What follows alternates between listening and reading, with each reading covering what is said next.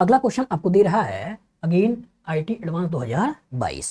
वो क्वेश्चन क्या दे रहा है कि the number of isomeric tetraene not containing sp hybridized carbon atom that can be formed from the following reaction sequence is.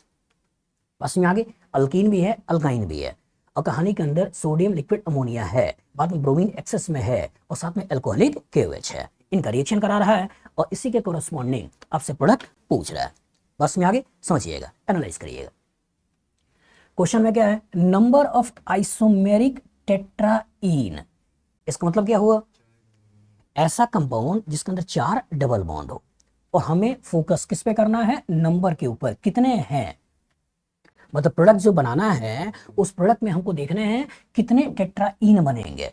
बस में आगे, और जब बोल रहा है कि टेट्राईन बनेंगे तो इसका मतलब 4 डबल बॉन्ड के बारे में सोचिएगा। ऐसा मत सोचिएगा कि कभी अल्काइन वगैरह बना दें और अल्काइन बना के हम sp कार्बन क्रिएट कर दें। हमें चाहिए क्या, डबल बॉन्ड, हमें अल्काइन नहीं बनाना है।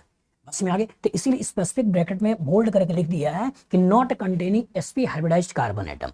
और हमारे ऑप्शंस में जो स्ट्रक्चर हम बनाएंगे फ्यूचर में, इसमें कहीं भी sp वाले कार्बन की बात नहीं करनी है, हमें करनी की है टेट्राईन पे करनी है, that can be formed from the following reaction sequence. चलिए सोचते हैं सीक्वेंस। तो कहानी के अंदर जो किरदार है उस किरदार में एक अल्कीन है और एक आपका अल्काइन है। ये अल्काइन है और इसके ऊपर कह रहा है कि सोडियम है और साथ में लिक्विड अमोनिया है। ये जो है एनालाइज करिए, alkyne, alkyne, sodium, liquid ammonia किस चैप्टर में पढ़ा है, रिडक्शन में। कौन सा रिडक्शन है, बर्च रिडक्शन। बर्च रिडक्शन होता क्या है, अल्काइन से ट्रांस अल्कीन बनाते हैं, और जब अल्काइन से ट्रांस अल्कीन बनाते हैं तो क्या इस डबल बॉन्ड में कोई चेंज होगा, नहीं। और इसी अल्काइन के कोरस्पॉन्डिंग ट्रांस अल्कीन बना दोगे, तो इसका मतलब इस डबल बॉन्ड को तो वैसे ही छोड़ दो, और एक कार्बन, 2 कार्बन, 3 कार्बन, 4 कार्बन, तो इसका तो यहाँ पर आपका CH2, यहाँ हो गया CH, यहाँ हो गया CH, और यहाँ हो गया आपका CH3, और यहाँ हमको सोचना क्या है, ट्रांस वाला ये बनाना है। इस केमिस्ट्री दिखा नहीं रहे, बस ऐसे ही करा दे रहे हैं। तो कहने का मतलब ये है कि अल्कीन में तो कोई चेंज नहीं करना है, अल्काइन के कोरस्पॉन्डिंग ट्रांस अल्कीन बना देना है, कोई दिक्कत। अब उसके बाद बोल रहा है कि ब्रोमीन है और ये एक्सेस में है। इसके ऊपर क्या कह रहा है कि ब्रोमीन है लेकिन ये एक्सेस में है, एक्सेस में है। अब हमारा जो चैप्टर है वो चैप्टर क्या है, अल्कीन है, अल्कीन है और ब्रोमीन है। ये रिएक्शन कौन सा है, हेलोजिनेशन। अल्कीन अल्काइन के रिएक्शन में टोटल कितने रिएक्शन देखे थे, 16। पहला कौन सा था, HX, दूसरा वाटर H+, तीसरा अल्कोहल H+, चौथा हेलोजिनेशन। ये कौन सा रिएक्शन लेकर आया, हेलोजिनेशन। जो मॉलिक्यूल सिमेट्रिकल होता है तो आपने पढ़ा है टेम is driving a car. Trans के ऊपर एंटी एडिशन करने से क्या बनेगा, मीजो। सिस के ऊपर एंटी एडिशन करने से क्या बनेगा, रेसमिक मिक्सचर। लेकिन मॉलिक्यूल सिमेट्रिकल है, अनसिमेट्रिकल है, सिमेट्रिकल है तो यहाँ रेसमिक मिक्सचर बनेगा। तो स्टीरियो को थोड़ी देर के लिए हटा देते हैं क्योंकि हमको बाद में डबल बॉन्ड ही तो बनाना है। तो एक Br यहाँ, एक Br यहाँ, एक Br यहाँ, एक Br यहाँ। तो इसके कोरस्पॉन्डिंग हमको जो प्रोडक्ट मिलेगा उस प्रोडक्ट में यहाँ CH2 हो गया, यहाँ CH, यहाँ Br हो गया, यहाँ CH, यहाँ Br हो गया, यहाँ CH3 हो गया, और एक Br यहाँ हो गया, एक Br यहाँ हो गया। समझ गया, स्टीरियो केमिस्ट्री अभी फोकस नहीं कर रहे हैं। अब इसके बाद बोल रहा है कि यहाँ पर अल्कोहलिक KOH, अल्कोहलिक KOH ये कौन सा रिएक्शन है, E2 रिएक्शन। अभी आपने हाल ही में पढ़ा है। अच्छा E2 रिएक्शन है तो इसका एक डबल बॉन्ड इधर बना सकते हो, एक डबल बॉन्ड इधर बना सकते हो, एक डबल बॉन्ड इधर बना सकते हो, एक डबल बॉन्ड इधर बना सकते हो।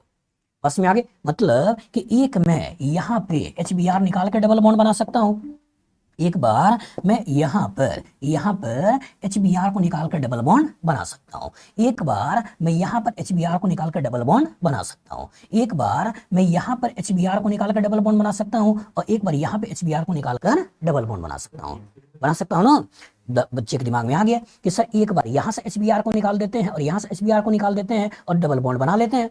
लेकिन उसने क्या बोला है कि दिमाग में कभी भी sp हाइब्रिडाइज्ड कार्बन नहीं आना चाहिए। बस में आगे बच्चे के दिमाग में आ सकता था कि सर डबल बॉन्ड इधर बना लो और डबल बॉन्ड इधर बना लो, तो एक डबल बॉन्ड ऐसा बन गया। तो बच्चे के दिमाग में ऐसा ना आए कि यहाँ और यहाँ दोनों जगह बनने की संभावना थी, इसको लेना है नहीं लेना है। इसलिए बचने के लिए उसने स्पेसिफिक नोट में डालकर बोल दिया कि भाई sp हाइब्रिडाइज्ड कार्बन तुमको नहीं चाहिए। बस में आगे। और जो sp हाइब्रिडाइज्ड कार्बन नहीं चाहिए, मतलब आपको डबल बॉन्ड यहाँ और यहाँ नहीं सोचना है। बच्चे के दिमाग में आ सकता है कि सर यहाँ भी डबल बॉन्ड बना लेते हैं और यहाँ भी डबल बॉन्ड बना लेते हैं, ऐसे भी कर लेते हैं। तो रिंग में तब ऐसे भी आपका एक ही कार्बन पे दो डबल बॉन्ड की बात नहीं करेंगे जब रिंग नंबर 6 होगा। लेकिन बच्चे के दिमाग में यहाँ तो आ सकता था ना, यहाँ तो आ सकता था जैसे तुम लोग के दिमाग में आया। तो इसी से बचने के लिए उसने बोला है sp नहीं चाहिए। अब बारी बारी से निकालो, और जब बारी बारी से निकालोगे तो स्केलेटन तो ऐसे बन गया, एक ये हो गया, दो ये हो गया, तीन और ये हो गया 4। सोचिएगा, एक यहाँ डबल बॉन्ड बना दिए, और जब यहाँ डबल बॉन्ड बना दिया तो क्या कहानी में यहाँ CH2 और ये H ऐसा बना या नहीं बना? बना। एक डबल बॉन्ड यहाँ बना सकते हो, और एक डबल बॉन्ड यहाँ बना दिया तो कहानी के अंदर ये भी हो गया CH और ये भी हो गया CH, ऐसे डबल बॉन्ड बन गया। एक डबल बॉन्ड यहाँ बना दोगे, और जब यहाँ बना दोगे तो ये कहानी में ये डबल बॉन्ड बन गया। एक कहानी में डबल बॉन्ड यहाँ बना दोगे और डबल बॉन्ड बना दिया, मतलब ये डबल बॉन्ड बन गया। ये तो बना। तो क्या हमने टेट्राईन बना लिया या नहीं बना लिया? लेकिन मन इससे उसका भरा नहीं।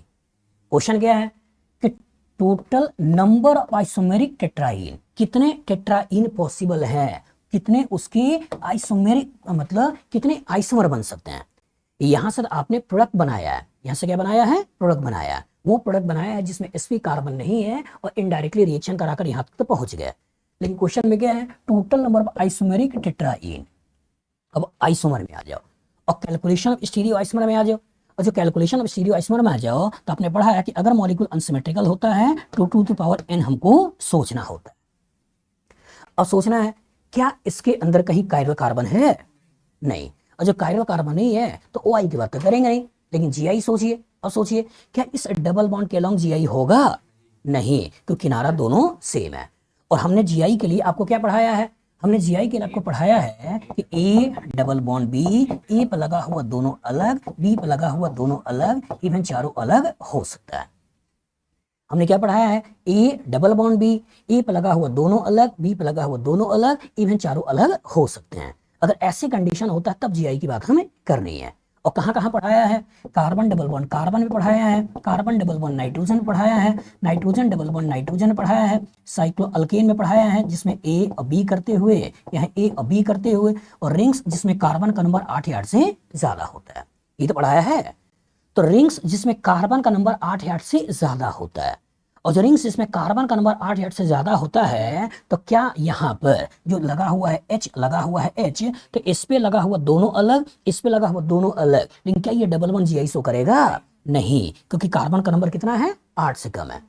इस तरह यहाँ आ जाओ तो यहाँ की कहानी में यहाँ H और ये ग्रुप अलग, यहाँ ग्रुप और ये ग्रुप अलग, लेकिन नंबर ऑफ कार्बन 8 से कम है, तो क्या इसके अलोंग GI होगा? नहीं, यहाँ भूल गए। अब यहाँ H अलग है, ये अलग है, यहाँ H अलग है, ये अलग है, तो क्या इसके अलोंग GI होगा या नहीं होगा? होगा, यहाँ सोचना है। अब यहाँ जो H सेम है तो क्या इसके अलोंग GI होगा? नहीं, इसके अलोंग GI नहीं होगा। तो कितने स्टीरियो सेंटर हैं? एक। कितने स्टीरियो सेंटर हैं? एक। और जो नंबर ऑफ स्टीरियो सेंटर एक है और formula 2 to the power n है, मतलब 2 to the power 1 है, तो आंसर कितना हो गया? 2। यही आपको करना है। बस में आगे, मतलब इसी के अलोंग एक बनाना है सिस और एक बनाना है ट्रांस। तो सोचिए बच्चे से कितना अच्छा क्वेश्चन बनाया। इसके कोरस्पॉन्डिंग पहले तो आपसे बर्च रिडक्शन पूछा, पहले कौन सा रिडक्शन पूछा? बर्च रिडक्शन पूछा। दूसरा कौन सा पूछा? इलेक्ट्रोफिलिक एडिशन रिएक्शन पूछा। फिर कौन सा पूछा? आपका E2 रिएक्शन पूछा। फिर बच्चों को कंफ्यूजन ना हो कि हमको यहाँ 2 डबल बॉन्ड बनाना है नहीं बनाना है, हमको 2 डबल बॉन्ड यहाँ बनाना है नहीं बनाना है, इस कंफ्यूजन को इसने इसके कोरस्पॉन्डिंग दूर किया और प्रोडक्ट बनवाया। लेकिन यहीं पे उसका मन भरा नहीं, बल्कि इसके अंदर किसका क्वेश्चन पूछ लिया? Calculation of stereo isomers. बहुत इनडायरेक्टली ये भी पूछ रहा है कि जो 4 डबल बॉन्ड बना रहे हो इसमें किसके अलोंग GI होगा? बच्चा हो सकता है 4 डबल बॉन्ड देखेगा और सोच लेगा 2 to the power 4। बस में आगे बुरी बात क्या है? इंटीजर में है और उसको खुद ही भरना है, तो खुद ही भरना है तो मैथ्स उसकी अच्छी होती ही है। और 2 to the power 4 कितना आएगा? होगा ना 16। 2 दूना 4, 4 दूना 8, 8 दूना 16, यही बनेगा। तो कहने का मतलब ये है कि चीजों को वो क्रिएट कर लेगा। लेकिन इंपॉर्टेंट क्या है कि एक के अलोंग GI होगा लेकिन 3 के अलोंग GI नहीं होगा। बताओ अच्छा क्वेश्चन है नहीं है? तो फ्यूचर में इस तरह का क्वेश्चन आएगा। लग जाएगा? लग जाएगा जी? बोल दे यार। हाँ बोल भाई तू भी। केमिस्ट्री के इस क्वेश्चन को करने के बाद आपको मजा तो खूब आया होगा। आपको लग रहा होगा कि काश कोई ऐसा पेज होता जो सर ने बनाया हो और अपने माइंड के अंदर जो थॉट्स है उस थॉट्स को हमसे शेयर कर पाएं, जिससे कि मैं एक ही पेज के कॉरस्पॉन्डिंग पूरा का पूरा ऑर्गेनिक रिएक्शन को रिवाइज कर पाऊँ। तो है बेटा, अमेज़न पे अगर आप जाते हो तो यहाँ पर मेरे द्वारा 2 पेजेस बनाए गए हैं, जिसको मैंने बोला है कैप्सूल पेज है, ठीक है, जिसका साइज 20 इंच बाई 30 इंच है। मतलब ये कुछ इस तरह का साइज का कैप्सूल पेज है, आप देख सकते हो, जिसका साइज 30 इंच बाई 20 इंच है।